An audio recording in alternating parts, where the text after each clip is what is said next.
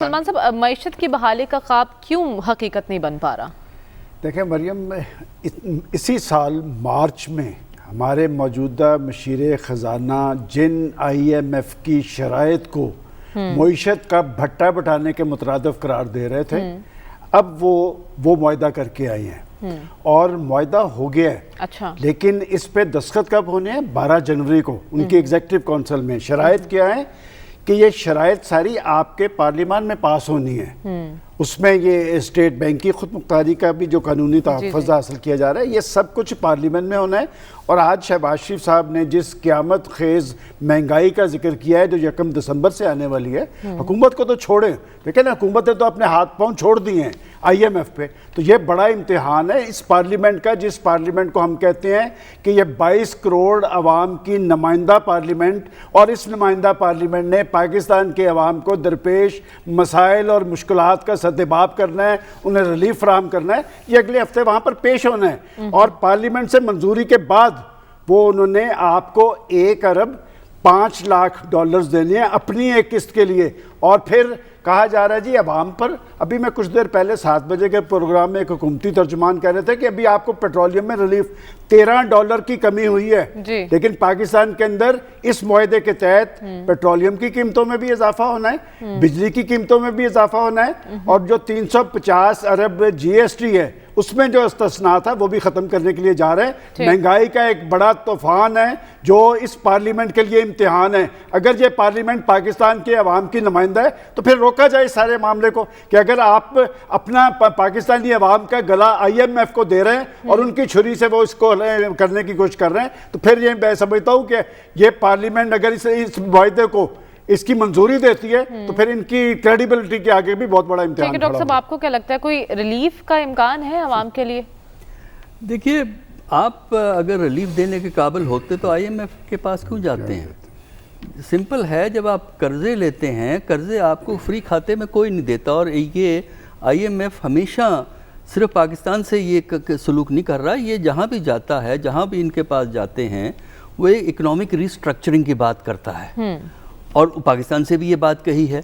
तो लिहाजा पाकिस्तान को अब इकोनॉमिक रिलीफ वहाँ से लेने के लिए रिस्ट्रक्चरिंग करनी पड़ेगी। जो कहा जा रहा है कि नए टैक्स नहीं लगा रहे, सिर्फ जो रियायतें हैं उनको मनसूख किया जा रहा है, तो इसका मतलब ये है कि आम आदमी के लिए तो कीमतें बढ़ जाएंगी ना। देखिए, अगर किसी चीज़ पे 17% की बजाय 5% GST था, अब उसको 5% को बढ़ा के जो असल GST का रेट है 17 पे लेके जाएंगे तो उसकी कॉस्ट तो बढ़ जाएगी। देखिए, इसका वजह वही है जो मैंने पहले कही थी कि हम कहते कुछ हैं, करते कुछ हैं। कॉलोफेल में तजाद, कॉलोफेल का जो इतना बड़ा तजाद हम में है। देखिए, अगर आप चाहते हैं कि आप इस कैद से, इस मुश्किल से निकलें, आपकी इकॉनमी आवाम को सर्व करे, IMF वर्ल्ड बैंक को ना करे, और उनके जो खिदमत गुजार हैं वो हमारी इकॉनमी को कंट्रोल ना करें, तो उसका तरीका है आप आदतें बदलिए, तरीके बदलिए, अंदाज बदलिए, और इसके लिए इकोनॉमिक हैबिट्स को आपको बदलना पड़ेगा। मसलन ये है कि जब इकोनॉमिक प्राइसेस बहुत सी ऊपर जाती हैं तो उसको मैनेज करने का सोसाइटल लेवल पे तरीके हैं जो दुनिया में पढ़े लिखे ममालिक ने, जहाँ पे जमहूरियत सही चल रही होती है, अवाम में अपने आप पे एतमाद होता है, अवाम लीडरों पे की तरफ नहीं देखते बल्कि ख़ुद एक्शन लेते हैं। और वो एक्शन ये है कि वो ये करें कि जो अपनी बहुत सी आदतें हैं, जो उनके खर्च करने के जो स्टाइल हैं, उनको रोकें। और जो पाकिस्तान में अपर स्टेट ऑफ सोसाइटी है, दौलत का जो तफावत है पाकिस्तान में अमीर और गरीब में, जो पॉलिसीज़ सिर्फ अपर स्टेटा को सर्व करती हैं, उन पर पाबंदी लगाएं। ठीक है, जब तो तक स्टेट इंटरवेंशन नहीं करेगी ये नहीं होगा। पर नजरसानी की करने की जरूरत है। खबर क्या लगता है आपको? मौसमी मुश्किलात अपनी जगह है, लेकिन हुकूमती दावे कुछ और बता रही हैं। तजाद क्यों है? और आलमी मार्केट में पेट्रोलियम मसनूआत की कीमतें अब कम होने जा रही हैं, इसका फायदा आम आदमी तक पहुंचेगा? जाहिर है, 2 दिन पहले भी हमने देखा कि जो तरीन साहब ने यही कहा कि जब नीचे आएंगी कीमतें तो हम आवाम को ट्रांसफ़र करेंगे।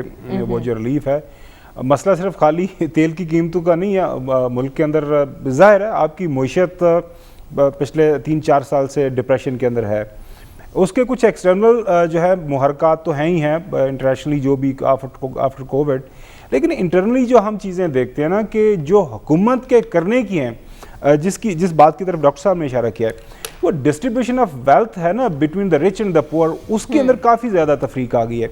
अच्छा। एक तरफ आप जाएं लाहौर, इस्लामाबाद, कराची, तमाम बड़े शहरों के अंदर आप किसी जो है डीलर के पास चले जाएं नए गाड़ी बुक करवाने के लिए, चाहे वो कौन सी भी कंपनी है, आपको कहेंगे जी साल तक आप गाड़ी नहीं बुक करवा सकते। आप किसी जो है और कोई चीज़ खरीदनी है, आप किसी बड़ी जो है शॉपिंग स्टोर पे चले जाए, वहाँ पे देखें, उनसे जाकर देखें, पूछें कि वहाँ पे क्या हालात हुआ क्या आता है। लाहौर, इस्लामाबाद जो बड़े शहरों के अंदर आप कोई रेस्टोरेंट देख लें, वहाँ पे आपको बाहर खड़ा होना पड़ता है, इतनी ज़्यादा तादाद के अंदर लोग आते हैं, तो वो वहाँ पे आपको सीट नहीं मिलती। लेकिन उसके साथ साथ एक तबका है जो पिस भी रहा है, जो ख़ास तौर पर जो वाइट कॉलर वाले लोग हैं, जो लोअर मिडिल क्लास के लोग हैं।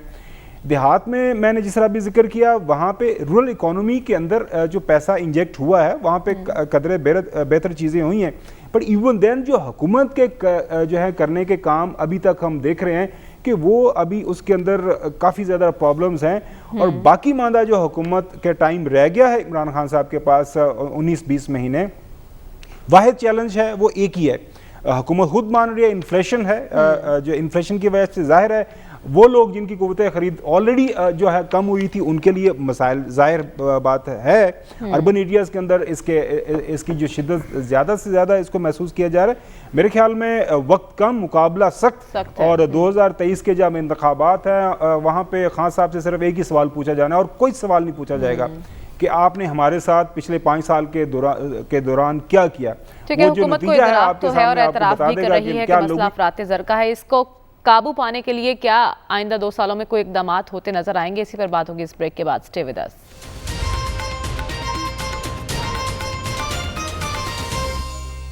Welcome back. अयाज साहब, शॉर्टली बता दीजिए, आने वाले दिनों में महंगाई पर काबू पाने का कोई रास्ता नजर आ रहा है आपको? कोई नहीं आता, इनका ना इमेजिनेशन है ना हिम्मत है, ये क्या करेंगे। एक आध शोबा है, पाबंदी हटाएं, बहुत सा पैसा आ जाएगा। वो पता नहीं 2 नंबर वाले लोग ले जाते हैं, वो शोबा कौन सा है, मैं उसका नाम भूल गया।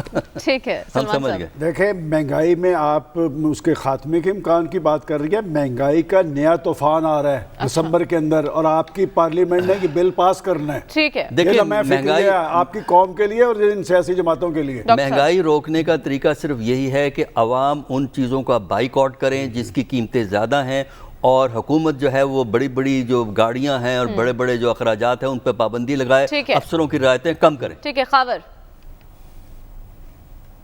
अगले 4-5 महीनों तक कोई बड़ा जो हाल है, शादी हाल इस्लामाबाद, रावलपिंडी, पूरे मुल्क के अंदर वो सारे के सारे बुक्ड हैं। अब इस मुल्क के अंदर को टैक्स देने को तैयार कोई नहीं है, लेकिन इस मुल्क के अंदर अल्ले तल्ले सब कर रहे हैं।